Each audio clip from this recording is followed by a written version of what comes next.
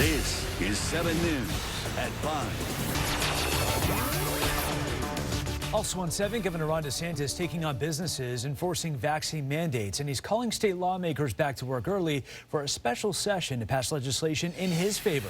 7's Joe Rhodes live in the Plex with details on this, Joe. Well, Jeff, he's made his stance on vaccines clear when it comes to schools, travel, and now companies could pay the price. Some Democrats were quick to criticize the governor's plan.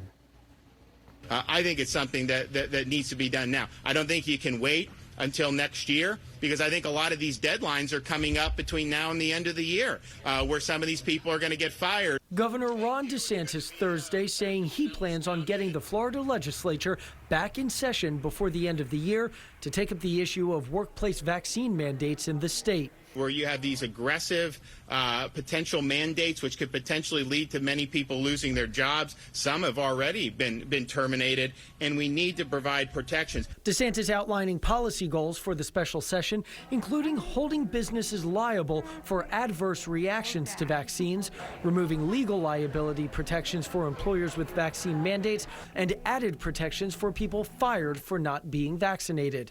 The move drawing criticism by Democratic lawmakers. This governor is once again playing politics, and it seems that his ambition continues to get the best of him. This whole construct is anti-business and big government. DeSantis has for weeks criticized White House plans to require vaccinations and vowed to fight such rules in court. His administration has also fined local school boards like Broward, which defied a state ban on mask mandates in classrooms, and has moved to withhold funding from districts that receive federal grants meant to blunt the state's fines. This new move aims to strengthen those efforts. We're going to be pursuing a number of protections for employees. Governor Ron DeSantis is taking us into a dangerous direction, motivated by not just vaccine misinformation, but also by a political agenda, as he has every intention to drag out this pandemic for as long as possible. On stage to help the governor make his case for banning vaccine mandates for employees, a South Florida man, a mechanic for American Airlines, who has announced plans to mandate vaccines, and a Cuban refugee. My father lost a job because he was thinking differently.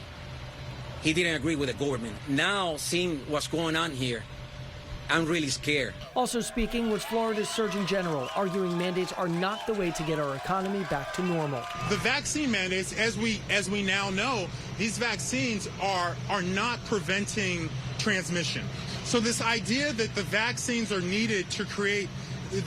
mandates are needed to create safe workplaces is a complete lie. It's a claim disputed by many health experts. So at this point, we really shouldn't have any questions about how effective the vaccines are. It's really clear that they help prevent infection and help prevent other people around you from getting infected. So the biggest thing that we can do to get out of this pandemic or to the other side of it is to get everyone vaccinated.